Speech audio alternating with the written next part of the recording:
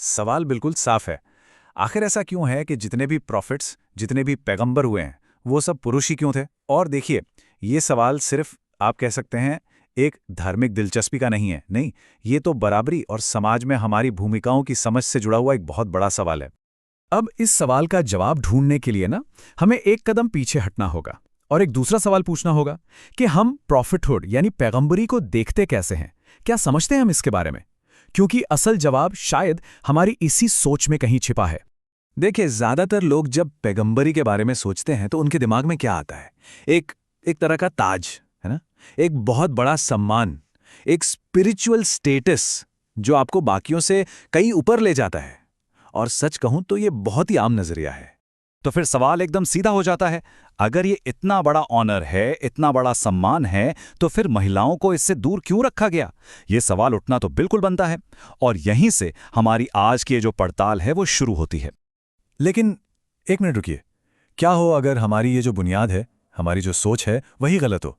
क्या हो अगर पैगंबरी को देखने का हमारा नजरिया ही ठीक न हो और यहीं पर हमारा सोर्स मटेरियल आता है और पूरी की पूरी तस्वीर को ही पलट देता है? तो यहाँ पर दो बिल्कुल अलग अलग तस्वीरें हैं। एक तरफ हमारी आम धारणा जो इसे सम्मान का ताज कहती है, और दूसरी तरफ है हमारे स्रोत का तर्क जो कहता है कि ये कोई ताज नहीं बल्कि एक एक कुचल देने वाली जिम्मेदारी थी, कोई प्रिविलेज नहीं बल्कि एक बहुत बहुत मुश्किल काम।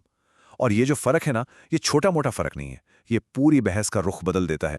तो फिर सवाल उठता है कि आखिर ये जिम्मेदारी थी कितनी भारी? मतलब इसमें ऐसा क्या था? तो चलिए देखते हैं कि सोर्स मटेरियल एक पैगंबर के मिशन की असलियत के बारे में क्या बताता है। देखिए, ये सिर्फ एक संदेश देने या कोई मैसेज सुनाने जैसा काम नहीं था। नहीं, ये तो अपने वक्त के पूरे सिस्टम से सीधी टक्कर लेने जैसा था। सामाजिक तौर पर, राजनीतिक तौर पर, हर तरह से ये एक सीधा कॉन्फ्रंटेशन था। जरा सोचकर देखिए, उस दुनिया के बारे में जहां कोई कानून नहीं है आपकी हिफाजत के लिए, कोई अदालत नहीं है आपकी बात सुनने के लिए, और आपको सामना करना है ताकतवर हिंसक कबीलों के सरदारों का, सीधा आमने सामने। ये कोई एक दो दिन की बात नहीं थी, ये तो जिंदगी भर चलने वाली एक कश्मकश थी। और इसकी जो कीमत थी वो अपनी जान देकर चुकानी पड़ती थी। लोगों ने समाज से निकाला, पब्लिक में जलील किया, कुओं में फेंक दिया, और कुछ पैगंबरों के तो सर तक कलम कर दिए गए। तो अब फिर से वही सवाल आता है, क्या ये सब एक सम्मान की निशानियां हैं या फिर एक ऐसे बोझ की जिसे उठाना लगभग नामुमकिन हो? इस जिम्मेदारी का वजन कितना था, इसका अंदाजा आप इस बात से लगा सकते हैं कि कुरान में भी इसके लिए एक बहुत ही खास शब्द का इस्तेमाल हुआ है।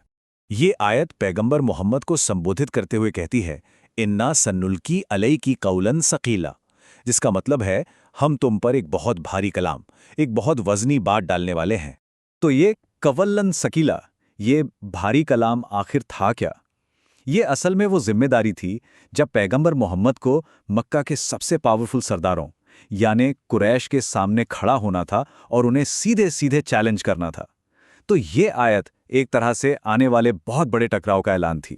ठीक है, तो अगर ये जिम्मेदारी इतनी इतनी ज्यादा भारी थी, तो फिर सवाल ये है कि इसे किसी को सौंपने का आधार क्या था? मतलब ये कैसे तय होता था कि ये किसे दी जाएगी? और यहीं पर न्याय का सिद्धांत सामने आता है। हमारा सोर्स मटेरियल एक बहुत ही बुनियादी बात कहता है कि न्याय का मतलब ये है कि कोई भी जिम्मेदारी उसी को सौंपी जानी चाहिए जो उस काम के नेचर के हिसाब से सबसे ज्यादा सूटेबल हो। इसी को कहते हैं बर बिनाए इस्तेकाक, यानी सूटेबिलिटी के आधार पर। और इसी प्रिंसिपल के आधार पर यह तर्क दिया जाता है कि पैगंबरी की ये जो खास जिम्मेदारी थी, जिसमें सीधा टकराव था, पॉलिटिकल स्ट्रगल था, जान का खतरा था, वो जिम्मेदारी महिलाओं को नहीं दी गई। और यहाँ एक बात समझना बहुत जरूरी है, ये उनकी काबिलियत या उनके दर्जे पर कोई सवाल नहीं है, बल्कि ये उस काम की अपनी मुश्किल नेचर का सवाल है। तो कुल मिलाकर बात यह है कि पैगंबरी कोई पहनने के लिए ताज नहीं था, बल्कि उठाने के लिए एक पहाड़ जैसा भारी बोझ था। और जब हम इसे इस नज़रिए से देखते हैं ना, तो पूरा सवाल ही बदल जाता है। सवाल ये नहीं रह जाता कि महिलाओं को ये सम्मान क्यों नहीं दिया गया, बल्कि सवाल ये हो जाता है कि क्या उन्हें इस बहुत बड़े और मुश्किल बोझ से बचाया गया। और आखिर में ये पूरी बातचीत हमें एक बहुत बड़े सवाल पर लाके छोड़ देती है। हम अपनी जिंदगी में, अपने समाज में अलग अलग भूमिकाओं को कैसे देखते हैं? कोई भी रोल, कोई भी जिम्मेदारी कब एक सम्मान बन जाती है और कब एक बोझ? क्या किसी भूमिका की अहमियत उसके नाम से है या उसे निभाने के लिए जो कीमत चुकानी पड़ती है उससे है। ये सवाल सिर्फ इतिहास का नहीं है, ये हमारे आज का भी सवाल है।